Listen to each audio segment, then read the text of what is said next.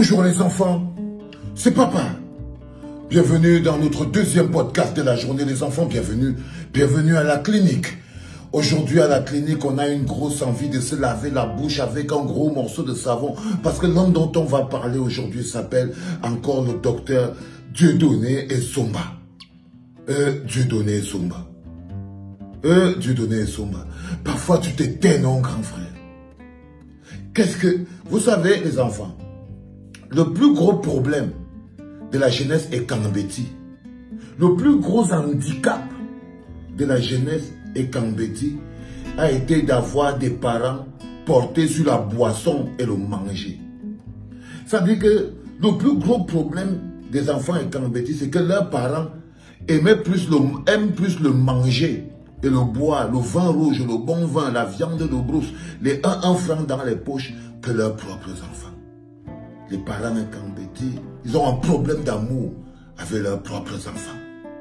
Si vous regardez dans les autres régions, vous inquiétez pas, vous allez bien voir que les parents ont un profond respect et un attachement profond au devenir des enfants. Ils organisent la société pour que les enfants soient bien. C'est ça qui jalouse les vieux et Kambeti, qui eux sont capables même de bouffer leurs enfants à la sorcellerie. Si vous regardez au Cameroun, vous allez voir que les histoires où les parents ont mangé les enfants à la sorcellerie, c'est beaucoup plus chez nous, là-bas chez nous en pays. Donc, l'un des gros problèmes de la jeunesse et Kambeti a été leurs parents. Quand tu aimes trop la nourriture, tu es trop corrompu. Quand tu aimes trop la nourriture, manger, avec tout il te faut manger.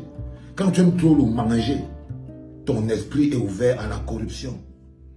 Ton esprit est ouvert à la corruption. Quand tu aimes le vin, le bon vin rouge, le bon vin de palme, le bon vin blanc, et les parents, nos parents, et Kambeti, nos parents de la Leke, ils ont ceci de particulier.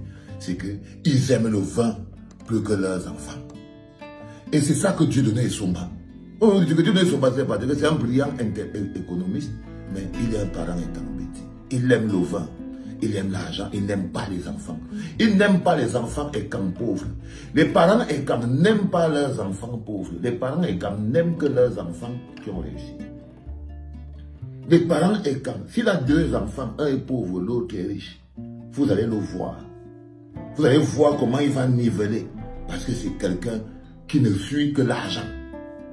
Il ne suit que l'argent. Regardez la lettre que Dieudonné Essomba, un parent et quand, de la Leke, écrit sa priorité pendant. Je dois vous lire ça et vous devez boire un verre.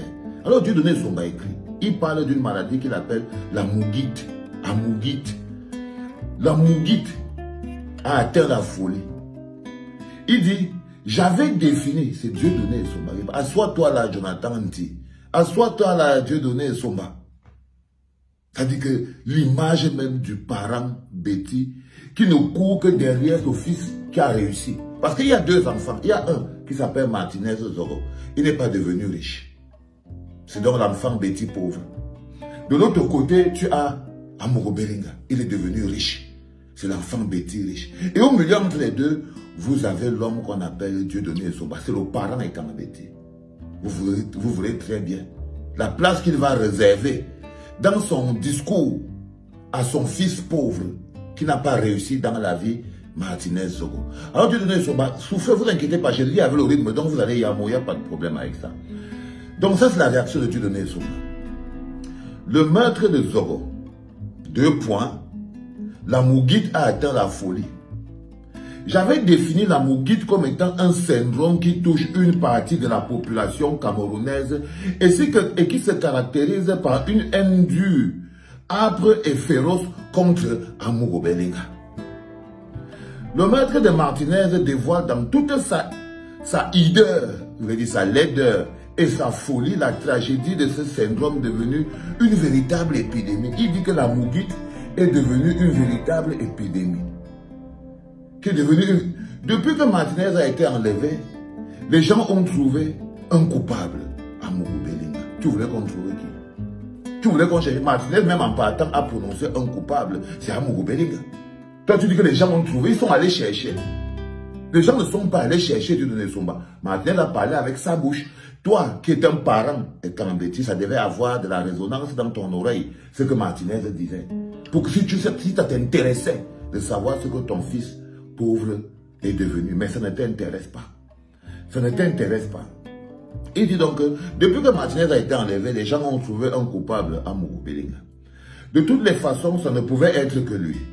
Les Ekans sont devenus des gens soumis, obséquieux et surtout pauvres et mendiants. Vous voyez, ce qui se passe aujourd'hui, par exemple, c'est que, je vous avais dit qu'il est un peu brillant, mais il se nourrit à la mamelle du tribalisme. Pour qu'il mange, il faut qu'il fasse du tribalisme. Non, je vais te dire quelque chose, Dieudonné Somba. Les Ekans ne sont pas devenus soumis. Les Ekans ont toujours été soumis. Les Ekans ne sont pas devenus obséquieux et surtout pauvres et mendiants. Les Ekans sont obséquieux, pauvres et mendiants. Le seul problème, c'est que ce sont leurs parents Ekans qui les ont soumis. Ce sont leurs parents Ekans qui les ont appauvris. Et ce sont leurs parents Ekans qui les ont rendus mendiants. Regarde-toi. Ce sont leurs frères et sœurs Ekans. Là où on est en train de parler, là que Zoro, un Ekam, nous a quittés, est-ce qu'on est en train de dire qu'on est allé le trouver à Bafoussa? C'est-à-dire que je ne sais pas ce qui te passe dans vos têtes. Hein. Est-ce qu'on vous a dit là qu'on est parti trouver Zoro à Bafoussa? Il dit que les Ekam sont devenus obséquieux et surtout pauvres. Non, les Ekam ont toujours été pauvres, vaniteux, obséquieux. Le problème, c'est qu'ils ont été soumis par leurs propres frères et sœurs.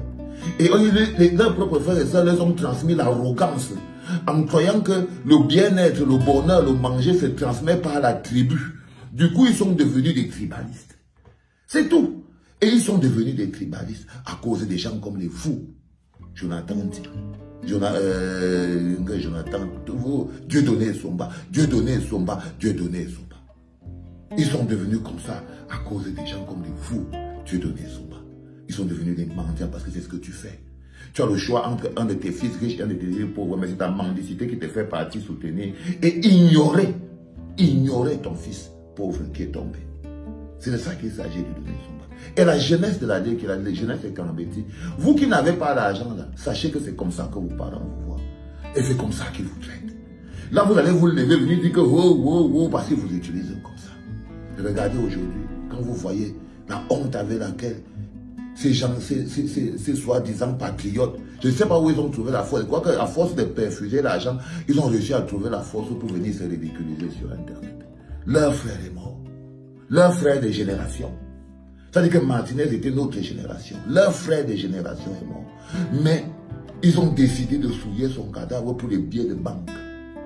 Pour les billets de banque, ils sont devenus des porte-étendards. Vous partez sur leur page, vous allez trouver les photos des hommes là. Ils ont même mis les hommes là en profil.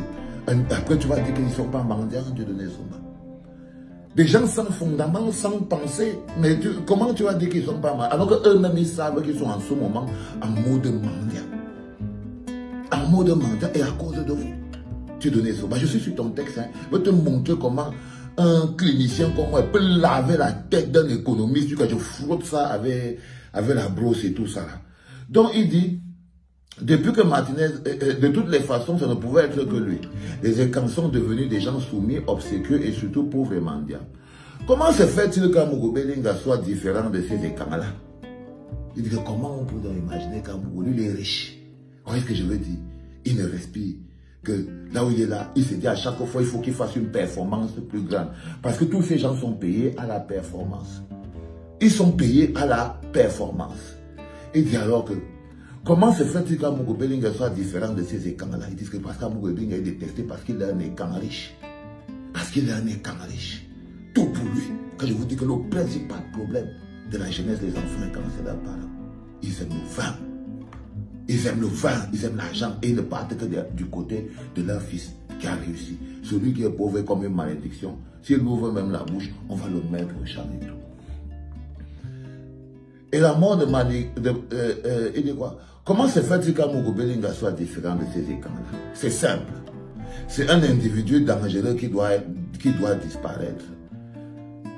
Seigneur, je ne parle même pas sur ça, mon frère. Et la mort de Martinez est l'occasion en or de l'achever, après d'autres occasions perdues. C'est donc Amougou-Bélinga le coupable. Toute enquête qui ne débouche pas sur Amougou est une enquête trafiquée, mais bien sûr, tu crois que quoi? Est-ce qu'on te demande ton avis? On ne demande pas ton avis. Si tu veux, tu sautes, tu te cales en l'air. C'est chacun dans sa tête. C'est la justice qui va trancher. Mais tant que la justice ne tranche pas clairement, vous n'allez pas nous empêcher. Vous n'allez pas nous faire ignorer les dernières paroles de Martinez. Car la seule enquête valable doit être... La seule enquête valable doit nécessairement aboutir à son arrestation. Toute autre arrestation n'est que diversion pour protéger Amougou Bellinga. La police, la gendarmerie, la justice perdent leur temps aux Camerounais à rechercher des faux coupables alors que Dieu lui-même leur a désigné le vrai et le seul coupable, à savoir Amougou Bellinga. Et en tout état de cause, nous finirons par savoir exactement quel type d'obstacle les hommes présentent pour certains agendas pour justifier autant de haine. Dieu donné Somba. Un gars que quand il ouvre la bouche, par exemple sur les Bamileke, il n'y a que haine. Un gars qui a participé à tous les débats de haine et de division qui existent au Cameroun. Quand je vous dis que les gens ont atteint un niveau fondamental de complications. Mais là, vous avez constaté que le gars, il parle de haine, alors que le bonhomme est assis sur Vision 4, 24 sur 24. Il n'y a pas une chaîne qui a la palme d'or de la division au Cameroun. Il n'y a pas une chaîne. Et le plateau le plus haineux, il est dessus 24 sur 24. Et c'est lui qui vient se plaindre. C'est lui qui vient se plaindre. On est en train de parler d'un monsieur qui dit que monsieur l'ambassadeur, vous me la bouclez, je vous donne l'argent et tout, vous n'êtes rien. Lui, il ne voit pas tout ça parce que c'est un homme fondamentalement corrompu. Mais il ne s'attarde même pas un moment sur le fait qu'un être humain a été, mais de la manière la plus barbare du monde, a été assassiné. Il ne s'en occupe pas. Il ne s'en occupe pas. Puis, un de ses fils est Kambeti, un jeune, un de ses fils. Mais pour lui, la mort de son fils pauvre n'a pas de valeur. Il doit plutôt se servir de ça pour démontrer à son fils riche comment c'est que lui arrive à le défendre. Les parents et Kambeti sont pareils. Ils sont là tous, ils savent de quoi je parle. Ils subissent ces frustrations dans leur famille tous les jours, ils le savent. Eux-mêmes maintenant, la jeunesse, ils ont décidé qu'ils vont banaliser la mort de Martinez pour protéger les hommes là, comme si ils ne pouvaient pas faire les deux. Parce que c'est que le homme là, le Dieu de Somba, il fait comme si s'indigner sur le caractère odieux de l'assassinat de Martinez, le caractère inhumain, et le fait même seulement qu'il a... Il fait comme si tout ça, n'est pas important. Ce qui est important pour lui. Comme si c'était... Il fait comme si tout ça était contraire, c'est-à-dire qu'il ne peut pas faire les deux en même temps. Il fait comme s'il ne peut pas dénoncer le caractère odieux de cet acte et défendre les hommes là. Surtout s'il est persuadé que les hommes là est innocent. Et c'est ça le problème avec tous cette jeunesse et ces jeunes écames qui ont trouvé la force et l'énergie dans les billets de banque des hommes là. C'est qu'ils n'arrivent plus à avoir le cœur. Leur cœur est tellement corrompu qu'ils ont totalement oublié la manière la plus abjecte et la plus odieuse avec laquelle Martinez a été assassiné. Je vous promets, ils ont finalement oublié. C'est-à-dire que pour eux, ils sont en mission, ils sont payés. Donc, tout ce qui est émotionnel, ils doivent démontrer, ils font ce qu'ils... Ça, c'est eux. C'est comme ça qu'ils sont. Donc, le gars, pour lui, ce n'est pas important. Ce n'est pas important. Vous voyez ce que je veux dire? Ça veut dire qu'un être humain, ça demandait un minimum de, comment on dit, d'humanité. Pour que tu t'arrêtes quand même et tu demandes, tu soutiennes la famille. Même la famille de Martinez n'est pas le programme de Dieu de Nesoma. Son programme, c'est Amougou Bellinga. Parce que c'est là où il va boire son verre au Domptol. Quand tu as la retraite, c'est compliqué. C'est là-bas qu'il va boire son verre au Domptol. Ça veut dire que il fait comme si exiger la vérité et la justice sur cette affaire, comme la majorité des personnes, tout le monde, dans le monde entier. Il fait comme si exiger la justice. Je ne sais pas. Comme si c'était incompatible avec le travail qu'il est en train de faire. Non. Il nous parle des écams. Comme si là où Amougou était là, c'était la guerre contre les écams qui était lancée. Et que Amougou Bellinga, c'est le gladiateur des écams pour le défendre. Vous voulez nous humilier? Vous ne pouvez pas nous humilier. Amougou Bellinga, c'est le gladiateur des écams. Vous fumez ou quoi? Vous fumez ou quoi? Je ne comprends pas. Vous fumez ou quoi? J'ai trouvé ça horrible. Donc je voulais te dire aujourd'hui, grand frère, que vous avez atteint un niveau de bassesse. Je ne sais pas où la jeunesse est quand va encore trouver la force. Quand ils auront ouvert les yeux sur vous, sur vous, leurs parents, je ne sais pas où ils vont trouver la force pour vous donner le respect. Parce que vous ne pouvez pas autant mépriser vos propres enfants.